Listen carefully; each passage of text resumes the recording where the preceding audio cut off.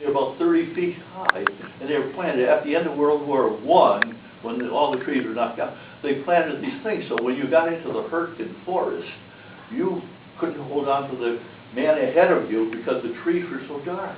You couldn't use tanks, we couldn't use airplanes, because you did this. And so the Germans, who were there ahead of us, were set up in these ideal fire lanes. You know, around here you have these places where your power comes down and you cut open lanes so you can follow.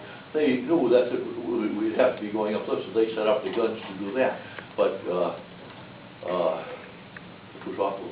Yes. Was your unit one of the ones that, after going through the forest, got sent back to the front where the Battle of the Bulge happened for like rest?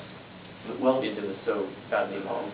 The Hurtgen forest was about 20 miles north to south and about 10 miles east to west. So big.